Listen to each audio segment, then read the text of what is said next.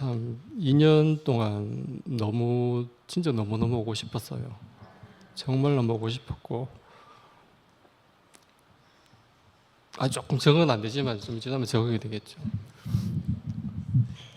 저는 지금 목사님께서 하나님의 목적을 말씀하실 때 저는 이게 왜냐하면 제 인생을 압축해서 한마디로 하자면 하나님의 목적 한마디로 압축할 수가 있거든요. 이제 제가 10대 때는 이제 거의 교회에서 놀았습니다. 그리고 20대 때는 그때는 이제 한국 교회의 이제 핵심 키워드가 부흥이었거든요. 저도 이제 거기 있었기 때문에 교회의 이제 부흥을 위해서 진짜 정신 나가 있었습니다. 그때 이제 하나님께서 저 시골에 째매난 교회에 청년이 왔다 갔다 하니까 방향 없이 그때 저한테 사람을 보내셨어요. 그분이 남부교회 줄 전도사님이셨는데 그분이 굉장히 탁월하셨거든요.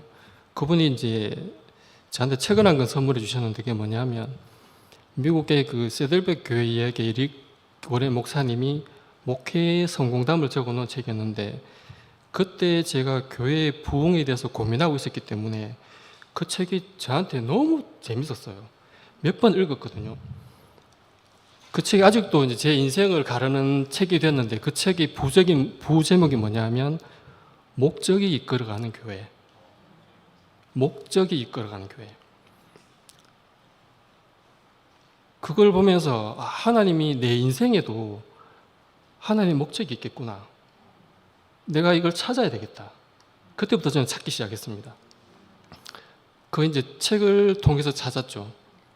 이제 1년, 2년, 3년이 지났는데도 아무도 내게 내 말로 목적을 얘기해 주는 사람이 없는 거예요.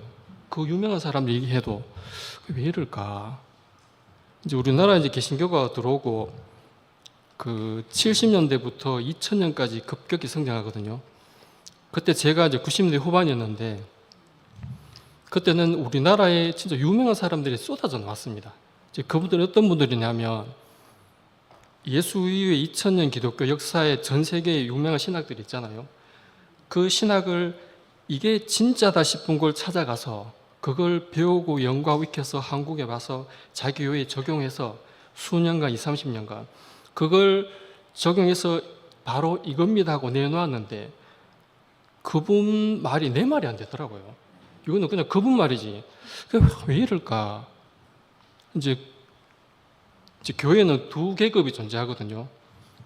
목사님과 이제 평신도 존재하는데 지금은 이제 신약 시대라서 모두가 제사장이고 선지자가 왕이 시대잖아요. 하지만 교회는 여전히 목사님이 왕인 거예요. 목사님들의 세계는 왕족 세계인 거예요. 그리고 위치가 다르니까 우리 평민이니까 왕이 아무 얘기해도 평민한테 적용이 안 되는 거예요. 이게 교회사에서 계속 반복되고 있더라고요. 그래서 그때 이제 젊으니까 그때 이제 출판사가 유행처럼 평신도라는 단어를 쓰고 있었거든요. 이 단어를 쓰면 안 되겠다. 그때 가장 핫한 출판사가 교장문화사였거든요. 제가 이제 항의 메일을 보냅니다. 이래 저래해서 평신도 단어 쓰지 말라고. 근데 이게 제 혼자 해서는 안 되더라고요. 그러니까 이건 안 되겠고 그러면 이 목사라는 직업이 없어야 되겠다. 왜냐하면 이 목사라는 직업 때문에 한국교회가 지경이니까 그러면 목사님들은 잘못이 없어요. 왜냐하면 배운들 하는 거니까. 그러면 이 목사를 배출하는 신학교를 없애야 되겠다. 그때 이제 제가 하나님 이 땅에 있는 모든 신학교를 쫄딱 망하게 해주십시오. 그 기도를 제가 대국에 만나기 전까지는 계속했어요. 했는데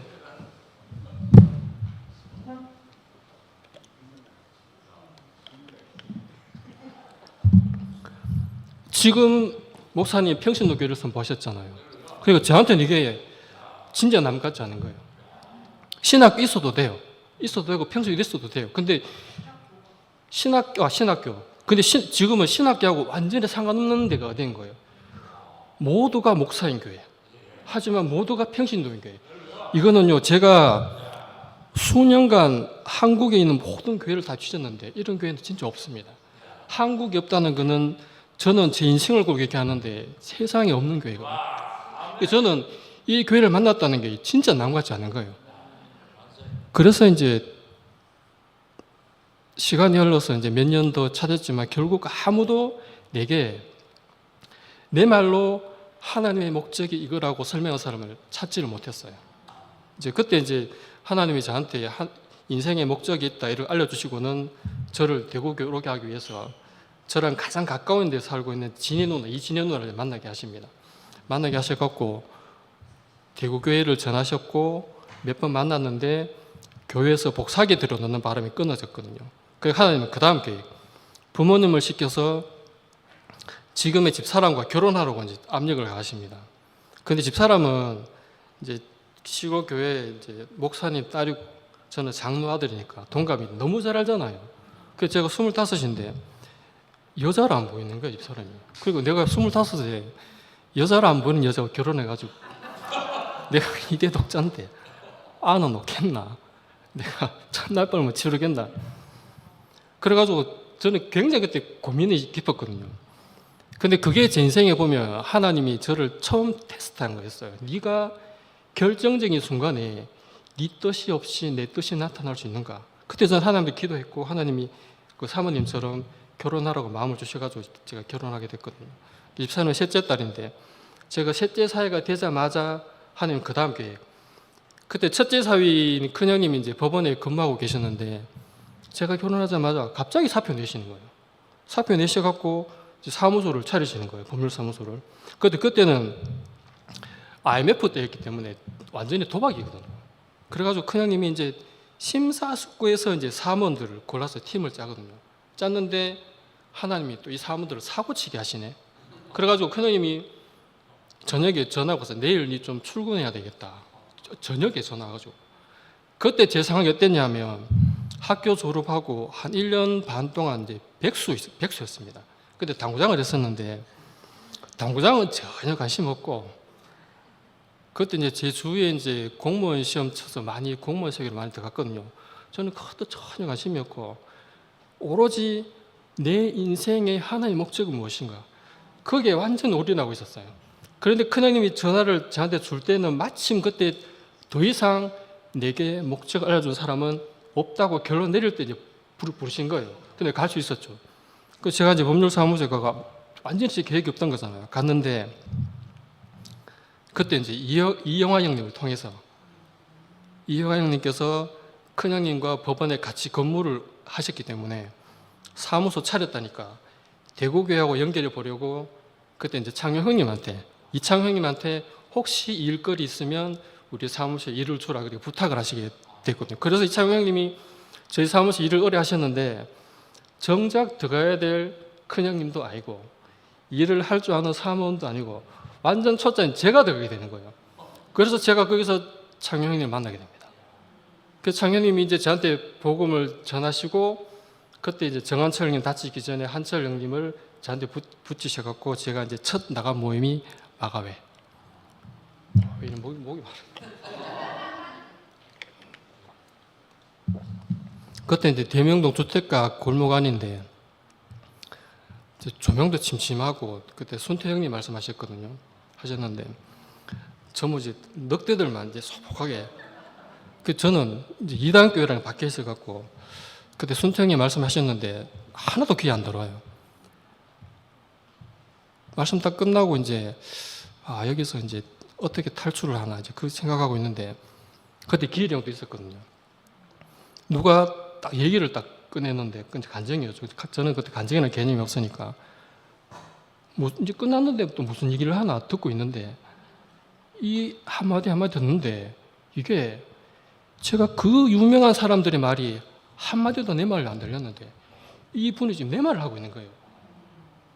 그런데다가 제가 그때까지 어렴풋하게 하나님이 내 인생에 주신 목적은 뭐냐면 내가 말씀대로 사는 거고 저는 말씀대로 사는 사람을 찾았는데 이 사람이 내 말을 하면서 말씀대로 사는 사람, 성육신의 사람으로 저한테 확 들어오는 거예요.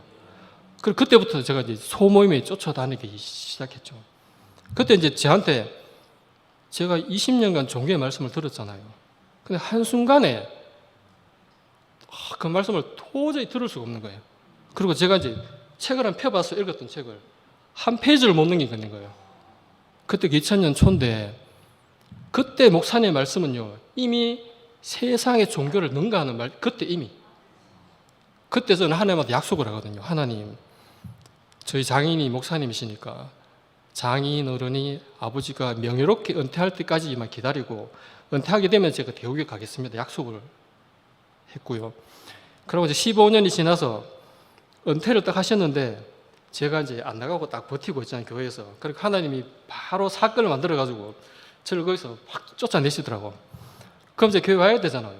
그래서 대회 안 오고 또 어디 큰 교회 동력해가지고 장로 되려고 기웃거리고 있으니까 그때는 윤장균 형, 준혁종, 그리고 곽명희 누나, 이진유 누나 저한테 딱 붙여갖고 RT로 저를 확 밀어 넣으시더라고요. 그때가 2018년 6월 마지막 토요일입니다. 저녁을 먹고 거실에 쭉 한 20명 둘러 앉았거든요. 간증이라고 하는 그때 알고 있었죠. 그때 한 사람 간증을 듣는데 와, 그 10몇 년 전에는 그 한 사람이 저한테 다가왔잖아요. 근데 그 이제 15년 시간이 지났잖아요. 그때는 단체적인 새 한 사람의 교회가 저한테 확 들어오는 거예요. 그 10년 년 동안에 복음이 엄청나게 이제 발전을 한 거죠. 그때 이제 저는 교회에 이제 깊이 이제 발을 들여 누리게 됩니다. 그때 이제 제 첫 친정순이 이제 정금양 누나, 그 두 번째가 성희 누나, 그러고 이제 형 누나들, 이제 진짜 제가 교회에 잘 뿌리 내릴 수 있도록 덕분에 제가 진짜 많이 도움을 받았어요. 그리고 그때부터는 이제 진짜 무조건 대구교회로. 집사람은 이제 제가 나가야 되는 시간에는 아닌데 나가면 저한테 어디 가노? 하거든요. 그럼 대구교회. 또 어디 가노? 대구교회. 그래서 몇 달을 진짜 죽치게 왔거든요. 그러다가 집사람이 대구교회가 이단교회라는 건 알고 그때 식탁에 밥 먹다가 애들하고 다 있는데 막 대구교회 나갈 거면 이혼하자고. 애들 있는 자리니까 제가 수습을 해야 되니까 알았다. 네, 대구교회 안 나갈게. 그럼 수습해놓고 저는 그때부터 이제 몰래 이제 교회를 다니게 되거든요. 근데 저는 그게 너무 좋았어요. 그때 제가 구속의 복음을 목사님께서 말씀하신 지 얼마 안 된 시점이었고 저는 구속의 복음을 듣고 교회 온 건 아니었어요. 하지만 그때는 저는 너무 좋았어요. 진짜 천국이었고 이제 그렇게 지나다가 이제 코로나가 터지고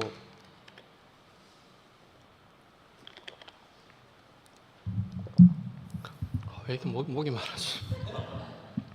오늘 맨발 걷기 저녁에 못할 것 같아서 낮에 좀 갔다 왔거든요.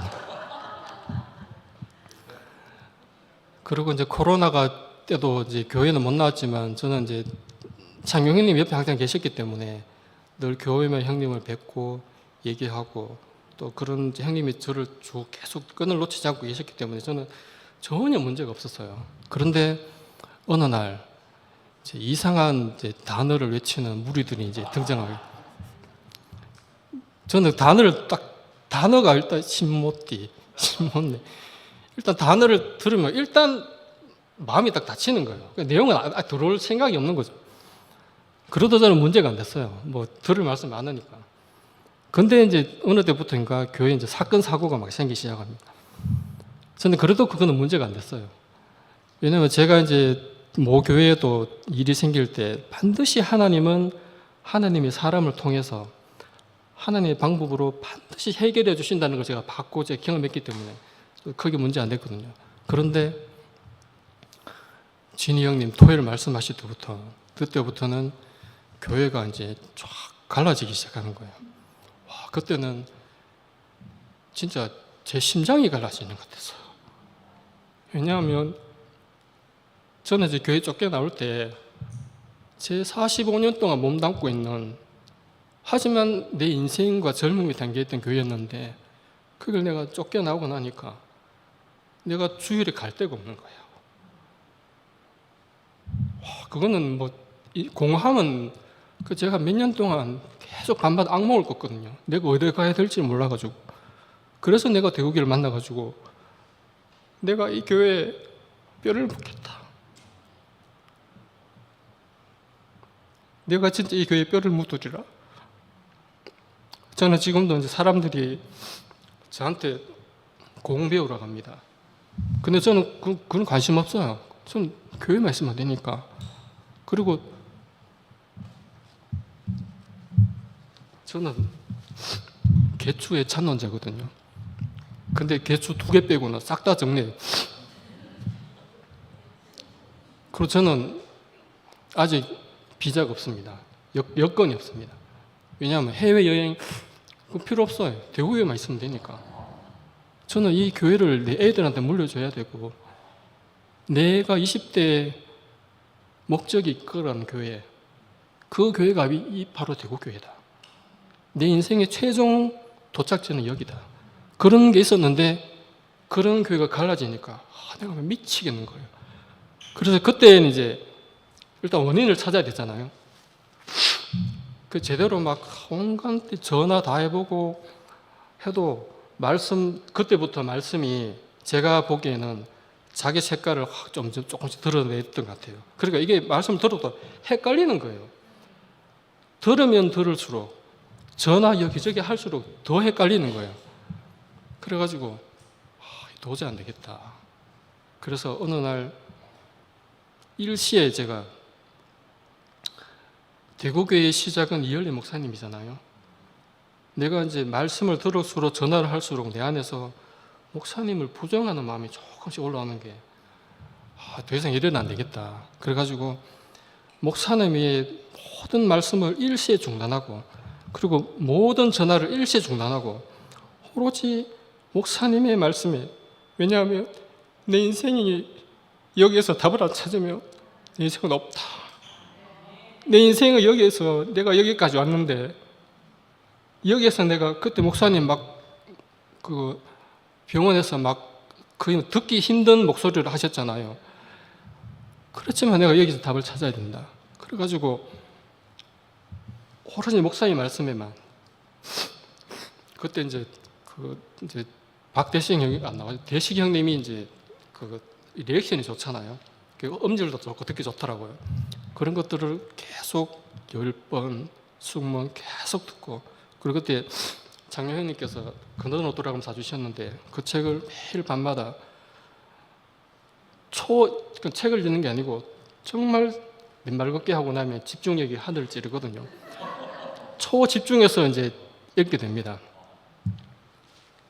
근데 이 구속의 복음이 한 번에 들어온 사람도 있지만 저는 제 안에 종교성이 너무 많아가지고 좀 시간이 걸렸던 것 같아요. 그렇게 하루 이틀 지나니까 목사님이 무슨 말씀을 하시는지 조금씩 보이는 거예요. 그리고 목사님이 교회가 아니다. 교회가 다가 아니다. 목사님, 교회가 내 전부인데요. 그런데 알겠는 거예요. 예수가 머리로 교회가 몸인데 예수가 희미했으니까 몸은 두고 볼 것도 없잖아요.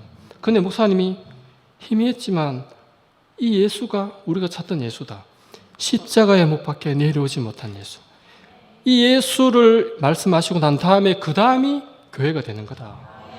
그리고 지금까지 말씀하셨던 거 다 지워버리고 싶다. 저는 나는 교회 올 때 구속의 복음도 교회 온 건 아닌데, 그런데 지금 와서 보니까 제가 이제 진희 누나보다 쭉 이제 성명을 거론했잖아요. 그 사람들 중에 한 명이라도 없었으면요, 저는 이 자리에 올 수 없어요. 저는 그분들한테 너무 감사해요. 하지만 거기 과거에 머물러 있으면 안 되거든요.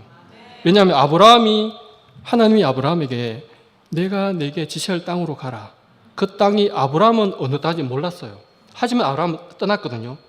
지금 우리도 마찬가지예요. 그 땅이 뭐냐면 가나안 땅인데 그 땅이 뭐냐면 지금 여기인 거예요. 아브라함은 지금 이 순간을 위해서 하나님이 불러내셨고 이 순간을 위해서 아브라함이 있는 거예요. 이걸 알게 되니까 그때 교회를 갈랐던 제가 볼 땐 주범이 진희 형님, 김진희 형님. 제가 전화해가지고 형님 너무 감사합니다. 형님 너무 감사합니다. 형님은 칼로 저 심장을 자르는 줄 알았어요. 근데 그게 아니고 내 몸 안에 있던 불순물들을 수술하고 계셨던 거예요. 그걸 제가 올바른 위치에 안 있으니까 나를 칼로 죽이는 거라 생각했는데 내가 내 위치에 오고 보니까 나를 살리려고 그 말씀을 하고 계셨던 거예요. 그 진희 형님은 이제 방광암 맞죠? 방광암에 걸린 이유도 제가 지금 생각해 보니까 그때 토요일 간증할 때 그때 진희 형님이 굉장히 힘들었던 때였거든요. 그때 보통 말씀하면 한 4시간, 5시간 하잖아요. 간증하니까 형님은 자리를 뜰 수가 없는 거예요. 오줌 누러 가야 되는데 그걸 피곤한 상태에서 참으니까 그게 제가 볼 때는 암이 걸렸던 것 같아요. 그 진희 형님은 목숨을 걸고 복음을 지키는 거예요. 그때 줌에서도 얘기했지만 병원 형 그리고 순재 형한테도 제가 너무 감사하다고. 위치가 자기 위치 아니니까 이 사람들이 공산당으로 보일 수밖에 없는 거예요. 근데 위치만 바로 서면요, 진짜 이 사람이 이 복음이 나를 살리는 복음으로 보일 수밖에 없는 거예요.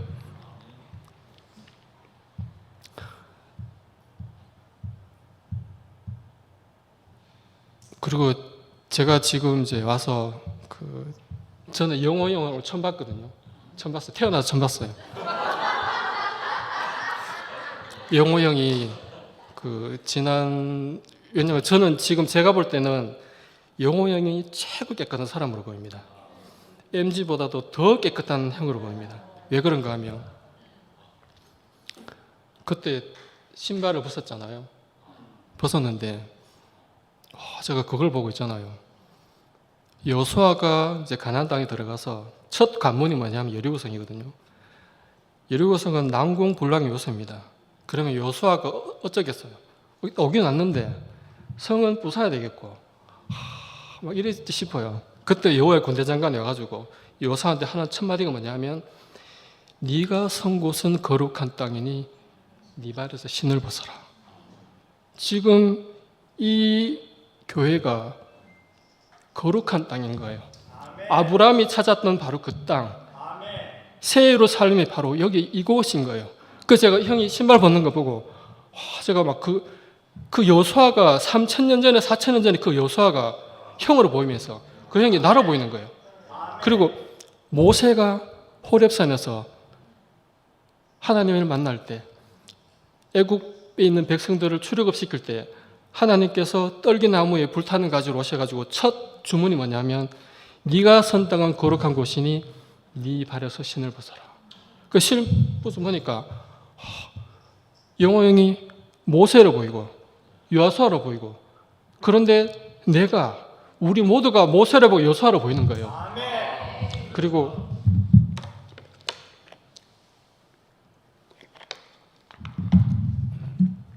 제가 성경책을 가지고 의미한데 청신부 모임 때 용호 형이 앉아 있을 수 없다고 막 일어나는 장면이 있었거든요. 그때도 제가 어떤 마음이 들었냐면 한 25년 전입니다. 그때 제가 학생이 교사로 생길 때 교회에서 수련을 했거든요. 수련했는데 그때 선교대교회 목사님을 모셨는데 목사님이 성경 말씀을 읽는데 다 일어나라는 거예요. 말씀을 읽는데 어디 하나님의 말씀이 있는데 앉아 있느냐고. 하나님의 말씀이 있는데, 근데 저는 그게 제 뇌리에 깊숙이 박혀 있었거든요. 그런데 25년이 지난 뒤에 형이 벌떡 일어나는데 저는 그거 보고 느헤미야서에 보면 느헤미야가 총독으로 지명을 받아서 예루살렘 성을 재건하거든요. 재건하고 난 다음에 1절에 보면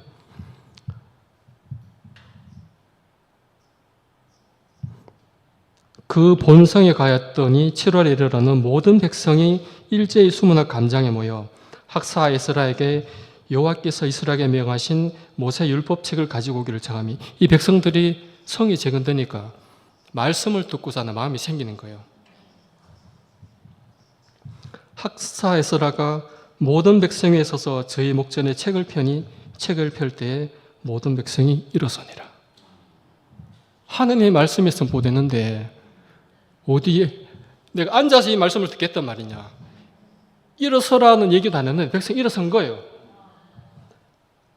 하나님의 율법책을 낭독하고 그 뜻을 해석하여 백성으로 그 낭독하는 것을 다 깨닫게 하며 백성이 율법의 말씀을 듣고 다 우는지라.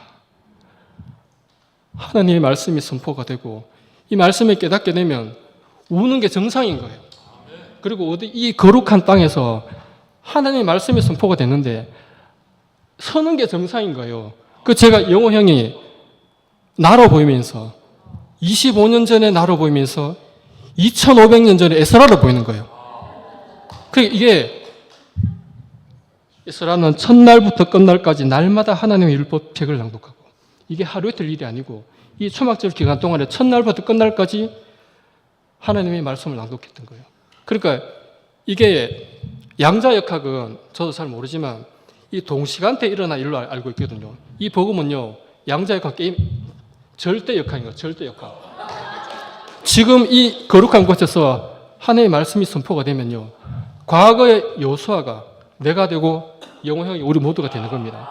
지금 이 거룩한 땅에 하나님의 말씀이 선포가 되면 우리 모두가 에스라가 되고요, 앉아 있을 수가 없는 겁니다. 이거는 앉아 있다는 게 비정상인 겁니다. 나를 살리는, 우리를 살리는 하나님의 말씀이 선포가 되는데 어디 앉아 있을 수가 있단 말입니까? 그러니까 저는 영호 형 같은 사람 앞으로 더 많이 생겨야 된다고 합니다. 우리 모두가 여호수아고 모세고 에스라고 그 말씀은 백성입니다. 그러니까 지금 이 구약의 말씀이 신약 시대에 와서 온전히 이루어진 거예요. 지금 그냥 우리는 아멘 주 예수의 어서 오시옵소서 그렇게만 하면 하나님이 주 예수의 은혜가 모든 자에게 있을지어다, 그게 말씀대로 이루어지는 거예요. 참 저를 이 자리로, 이 교회로 불러주신 게 참 남 같지 않고, 저는 특히 창영 형님한테 너무 감사합니다. 저희가 보면 이제 교회는 몸이 있잖아요. 몸에는 입도 있고 손도 있고 발도 있거든요. 그럼 누군가는 입의 역할을 하고 누군가는 발의 역할을 합니다. 왜냐하면 발이 있어야지만 입이 있거든요. 우리가 이제 이렇게 선포할 수 있는 이런 시간들이 주어진 게 제가 볼 때는 저는 창영 형님 덕분이라고 생각합니다. 진짜 남들 모르게 욕도 많이 얻어먹으시고, 솔직히 저희는 여기 오기 위해서 낮에 진짜 체력을 충전해 가지고 오잖아요. 그 형님은 낮에 체력이 진짜 바닥에 떨어집니다. 오고 싶지만 못 오시는 거예요. 창영 형님뿐만 아니라 그런 분들이 많거든요. 우리가 참 그런 분들에 대해서 참 감사하는 마음을, 이 구속의 복음이 왔지만 그게 혹자는 하지만 저는 그렇게 생각 안 합니다. 필요하다고 보고, 그런 분들이 있기 때문에 제가 여기서 이렇게 복음을 선포할 수 있다, 저는 그렇게 생각하고요. 이 복음은 저는 정말 기대됩니다. 100마리 원숭이, 저는 정말 기대됩니다. 왜냐하면 저는 제 먹고 사는 건요 이미 하나님께 맡겼습니다. 저는 돈 벌려면 공도 쳐야 되고요, 접사도 해야 되고요. 그래서 저는 하나님, 나는 이 인생에, 이 복음에 내 인생을 걸겠습니다. 내 먹고 사는 것 하나님 알아서 하시오. 나는 내 모든 것, 저는 내 죽는 거 아깝지 않습니다. 내 자녀들도 여기 와야 되고 집사람도 여기 와야 되고 모든 인류가 여기 와야 되는데 나는 내 인생에 이 복음에 내 목숨을 걸겠습니다. 하나님, 먹고 아파트값 좀 오르는 거요, 성전하는 거요, 그건 아무 상관이 없어요. 지금 이 복음이 왔는데 그건 상관이 없는 거예요. 그건 하나님이 알아서 할 문제고, 내가 진짜 이 자리에서 이 거룩한 땅에서 내가 진짜 모세가 되고 의미가 되고 에스라가 되고 그렇게 저를 불러주셨고, 또 우리 모두가 그렇게 불러주신 게 너무 감사합니다. 할 말은 많지만 너무 감사하고 구속의 주님을 영원히 찬양합니다.